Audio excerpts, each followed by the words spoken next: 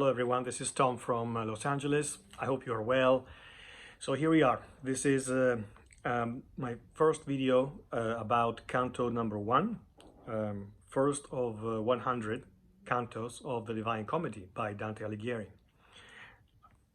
There will be so much to say about it, and so much has already been said. This is only, as I said in my previous video, a comment from somebody who's passionate about it. My suggestion, if you're following these videos, would be to read the first canto by yourself. Maybe pause the video. I'm going to use Pinsky's translation for this particular video. Maybe pause the video, read it by yourself, and then follow my comments and descriptions. I'm then going to read most of it and comment it, at least the most important highlights. Before starting, one word about the actual title of the entire work, the Divine Comedy. To call it divine was never Dante's intention. It was actually Boccaccio who later came up with that term, Divine Comedy. The work itself was probably called the Comedy, as to distinguish it from tragedy that was back then really the highest form of poetry, as opposed to commedia, there was the lowest form, more popular. And in Dante's intentions, he really wanted to make his work, this poem, accessible to wider audience possible. And therefore, in fact, after he died and the poem became very famous, everybody, even in the fields or when they were working around Florence and around Italy, were singing the poem and repeating the poem. And in the parlance, people's parlance, they would call this particular work El Dante. But it was the comedy when he wrote it. Only later on defined the Divine Comedy by Boccaccio. Canto number 1 is, in fact, the first canto, almost as an introduction to the entire work, an introduction to the entire Divine Comedy, as opposed to an introduction only to Inferno. This is why Inferno technically has 34 cantos, Purgatory has 33, and Paradise has, or Paradiso has 33. So the first of Inferno is this proemio, or introduction to the entire work. This is why, and in fact, numerology was very important in the Middle Ages, in Dante's time, and for Dante in particular. There is a very complex mathematical structure within the Divine Comedy, probably not completely understood even today, but certainly in terms of the repetition of number 3 and 9 to reflect some of the perfect numbers and the divine perfection, or the Trinity. And finally, Dante himself went on to actually explain in one of his letters the 4 different levels of interpretation that we need to keep in mind when reading the Divine Comedy. The first one is the literal one, exactly what the Divine Comedy says, and just understanding word by word. The second one is the allegorical one, and from the allegorical point of view, we can read the Divine Comedy as a story of Dante's conversion to Christianity with the help of reason personified by Virgil, and faith personified by Beatrice. A third level is the moral level, and that's really a message to all Christianity and all the world about how to live a moral life. And the fourth level, or fourth interpretation, is the highest one, which is the anagogical one. That's how Dante himself called it. From the Greek root of this word, it means really elevation, to elevate somebody's soul in the sense of a spiritual journey. That's the highest purpose that Divine Comedy has. So we get started with the first lines. This first canto is extremely dense. There is so much to unpack. Again, we're gonna only stop on a few highlights. Again, I'm following Pinsky, but I also have this Italian book that I want to show you only because I know generally booktube people are really book fetish type of people, and it's an enormous Divine Comedy edition, pretty old, with all the cantos commented and with a mix of comments from old Italian and French commentators. I'm basing my comments on that as well, of course. So we start with the first lines, very famous. Midway on our life's journey, I find myself in dark woods, the right road lost. As we've already seen, this is the author in a deep personal crisis. When he says on our life's journey, the fact that he chooses the word our instead of my life, it means two things. It means, first of all, that he's referring to his age. Our life back in the Middle Ages was, on average, supposed to last 70 years, and so he's 35 in 1300 when this story takes place, or when the story begins, at least. And then it also gives the impression, the purposeful impression that the Divine Comedy has a universality to it, and it's not only talking about himself. From the first line, he's saying, I'm talking about something bigger than only myself. And the dark woods, what are the dark woods? Dark woods stands as an allegory already for everything that is sinful and evil in our mortal life. To tell about those woods is hard, so tangled and rough and savage, that thinking of it now, I feel the old fear stirring. This is really something peculiar, because the English translation takes even longer than Dante's in expressing this concept. And generally speaking, I've always noticed how Italian as a language takes longer, or takes more words to express the same concept than English. In this case, Dante, and I would say in general in the Divine Comedy, is so tight and concise to be even quicker than English compared to Italian.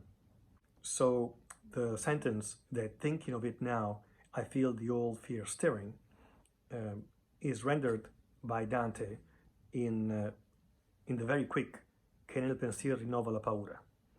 And you can see the difference in terms of length and duration. Death is hardly more bitter. This reminds us that Dante must have almost even have contemplated suicide, or at least thought about how dying would not have been much more painful than the situation where he was in. And this is a very crucial line. And yet, to treat the good I found there as well, I'll tell what I saw. The whole purpose of telling us about hell and all the ugliness that he's seen in his journey, and everything that he's seen in the dark wood, the evil things, the whole purpose of telling us about that is really to talk to us of the good that he found there, that he feels like he's been able to find in his own life. I cannot well say, being so full of sleep, whatever moment it was, I began to blunder. Being full of sleep, this is also a form of spiritual concept, because he wasn't just sleeping, and therefore we can think of the Divine Comedy's Dante as a character, as somebody who is dreaming, almost as a dream throughout all the 100 cantos. But this is also the sleep of his soul, the sleep of his spirit. His spirit was asleep, and this is why he was living a life full of sin and distance from God in his opinion and in his assessment. But when I came to stop below a hill that marked one end of the valley that had pierced my heart with terror, this hill is just outside the woods, and again is another allegory that represents happiness on earth, the type of happiness that a man or a woman can find on earth. I looked up towards the crest and saw its shoulders already mantled in rays of that bright planet, the sun. He calls it planet not as a metaphor, but because literally in his time, the sun was considered to be the fourth planet out of 7 within Ptolemaic astronomy. The bright planet that shows the road to everyone, whatever our journey. That is really the symbol of the divine grace, this sun that is shining from across the hill, top of the hill. Then I could feel the terror begin to ease, the churn in my heart's lake all through the night. This heart's lake is not only, again, a metaphor, which is very beautiful, but it's also referring to medical knowledge of his times. There is a lake, which is a place in the heart where all the blood is, and that's where all the deepest passions and fears of human beings lie. That was the kind of the medical idea of his times. So the churn in my heart's lake all through the night, as one still panting, ashore from dangerous seas, looks back at the deep he has escaped, my thought returned, still fleeing, to regard that grim defile that never left any alive who stayed in it. He is giving us a great simile. In fact, the first one in his book. There's going to be so many. After I had rested my weary body a while, I started again across the wilderness. My left foot always lower on the hill, and suddenly a leopard near the place. The way grew steep. Lithe spotted, quick of foot, blocking the path. She stayed before my face, etc. Here we come to the 3 probably most famous allegories of this Canto I, which are these 3 beasts. They are the leopard, the lion, and the she-wolf.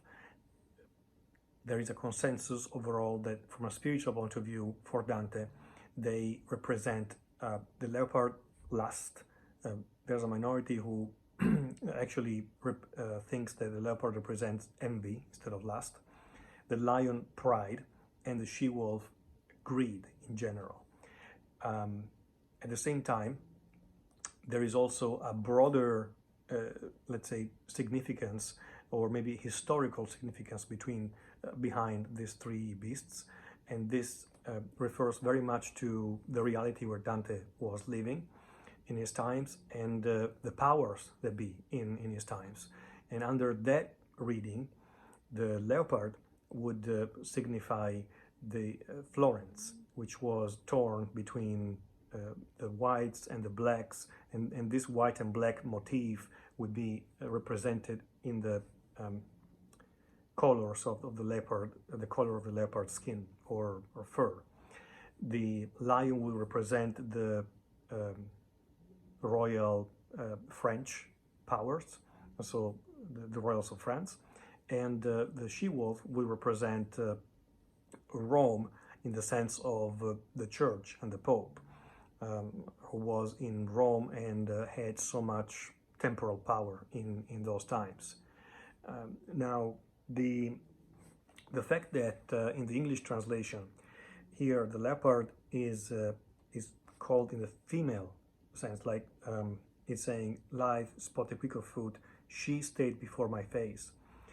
This actually comes from the fact that the Italian word lonza is really not immediately or technically translated with leopard, but lonza can stand for any type of big feline. It could be an ocelot, it could be a leopard, it could be a lynx, or one of these lion cats, and so the word itself in Italian is female. This is the only reason why it's translated as "she stayed before my face." Otherwise, there wouldn't be any reason to call it he or she or it. The lion, and as we progress, and more than once, she, the leopard, made me turn about to go back down. It was early morning still, the fair sun rising with the stars, attending it, as when divine love set those beautiful lights into motion at creation's dawn, and the time of day and season combined to fill my heart with hope. of that beast with festive skin. The leopard is pushing Dante behind, is not allowing Dante to proceed in his walk up the hill towards human happiness, where he's trying to go towards, because he just came out of the woods. And this is the first. It could be lust, or it could be envy. It's something of a dysfunction that doesn't really allow him to proceed. He also sets up the time of the year in this paragraph, where he says that divine love set us beautiful lights. He conforms to the medieval belief that creation, God's creation, started in spring, and therefore the sun is linked with the Aries constellation, as he describes here, and therefore we are in spring in this moment. To fill my heart with hope of that beast with festive skin, but not so much that the next sight wasn't fearful. A lion came at me, his head high as he ran. There is a lion just coming at Dante, so even more fearful, and this lion really represents pride. Roaring with hunger, so the air appeared to tremble. Then a grim she-wolf, whose leanness seemed to compress all the world's cravings that had made miserable such multitudes.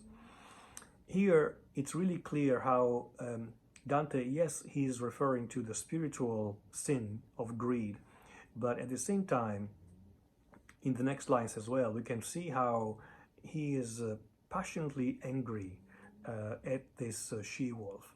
And the fact itself that this triad of beasts is taken from the Bible. The biblical reference for this triad of beasts is actually Jeremiah chapter 5 verse 6, where Jeremiah talks about a panther, a lion, and a wolf. But Jeremiah didn't talk about a she-wolf. Dante turns the wolf into a she-wolf on purpose to determine the fact that he's talking about Rome. As we know, the she-wolf has always been the symbol of Rome, of the city of Rome. And therefore, he's really referring to Rome in terms of the church and the temporal power of the Pope back then. And this is why he has so much anger towards how the Pope in his times is using his power. And here he expresses it. He says, "She put such heaviness into my spirit, I lost hope of the crest. Like someone eager to win, who tested by loss, surrenders to gloom and weeps. So did that beast, the she-wolf, make me feel, as hurrying toward me at a lope, she forced me back toward where the sun is lost." Out of the three beasts, the one that really scares Dante the most is the she-wolf. He is absolutely terrified by this beast, and he's just running back. Now, this is the crucial moment of Canto I. While I was running myself back down to the deep, someone appeared, one who seemed nearly to fade as though from long silence. I cried to his human shape in that great wasteland, living man or shade, have pity and help me, whichever you may be. In the Italian version, Dante screams miserere. That's the first word that Dante utters in the Divine Comedy, miserere, which technically I think is translated as have mercy rather than have pity, but in Pinsky's translation comes out as have pity and help me, whichever you may be. And it's extremely important as an exclamation from Dante's side, because it's not only the fact that he is calling out to this vague human figure that he's seeing along the path, but which we're going to find out is Virgil. But it's very important because it tells us something about the very beginning of the spiritual journey, not only Dante's but everybody else's, which has to begin with an act of humility. The act of humility of asking for mercy. It doesn't matter to whom, because at this point in the Divine Comedy, Dante doesn't know who this figure is. He has no idea that's going to be Virgil. Without knowing who this person is, the first cry out of his heart is, have mercy on me. have mercy of me, because he feels that he needs help. As I mentioned in my previous video, it has a lot to do with spiritual journeys. Let's take the 12 steps of AA as an example. To acknowledge that you are in a crisis, you have a problem and you need help, is the very, very first step, and is fundamental in order to begin. No living man, though once I was, he replied. My parents both were Mantuans from Lombardy.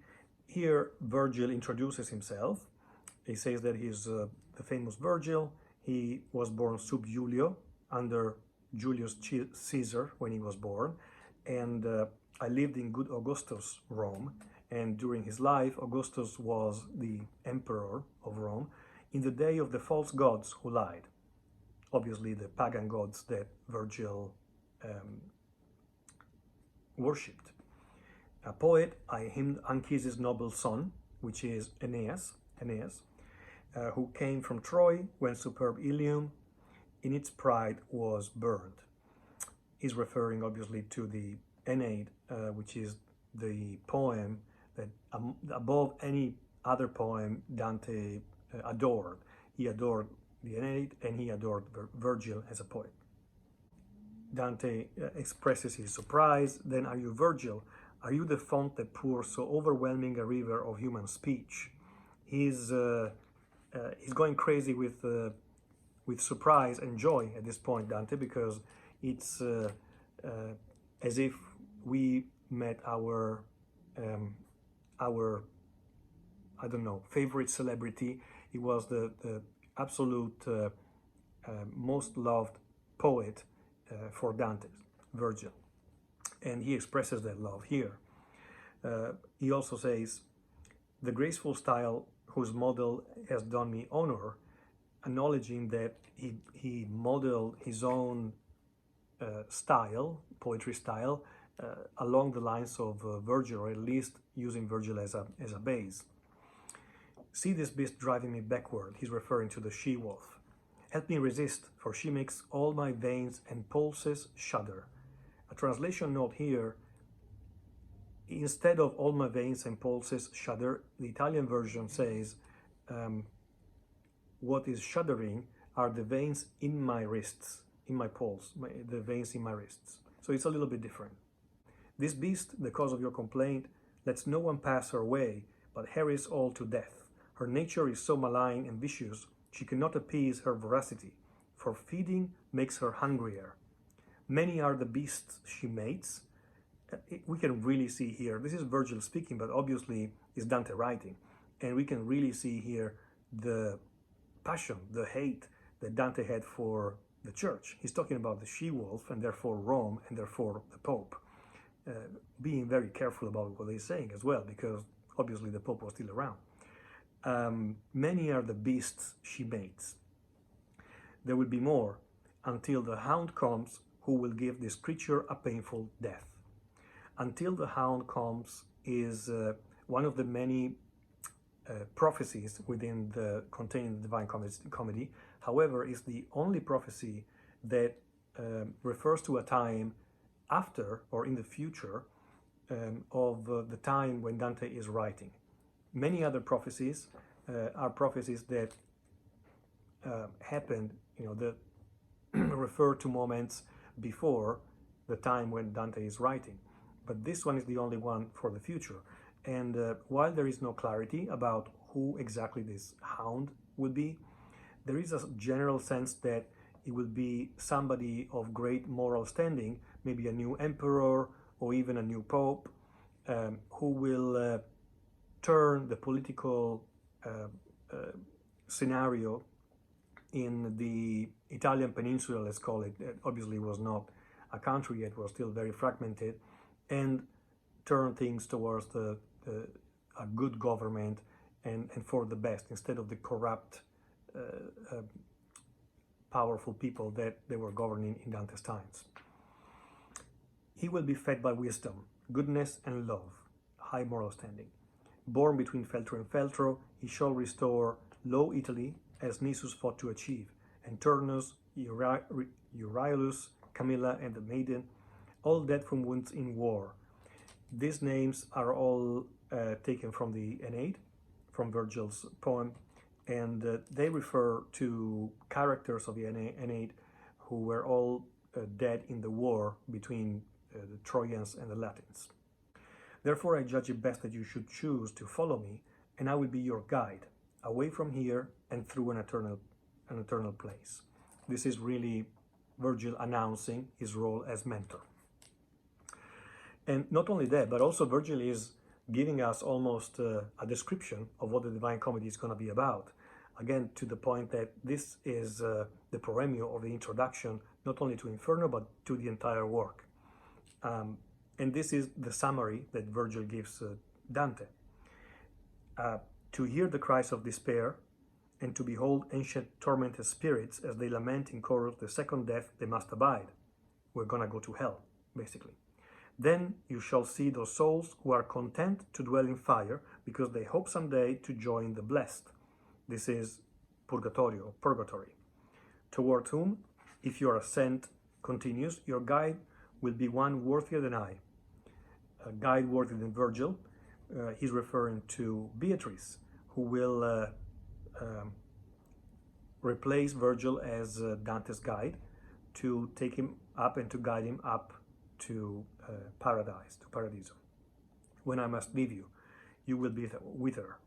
For the emperor who governs from on high, God, wills I not enter his city, where none may appear who lived like me in rebellion to his law.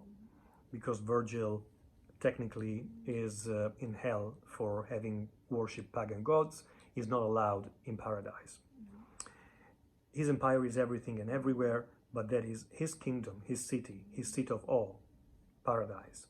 Happy is the soul he chooses for that place. And this is the end of the canto. Then he set out, and I followed where he led. It's the very beginning. I hope I could give you a little bit of help in unpacking and understanding what this first canto is about. But if there are things that were not clear, or maybe even that sound incorrect from among everything that I said, please do let me know. I would love to discuss about it, because there is to discuss forever about every one of these beautiful cantos. Thank you so much for watching.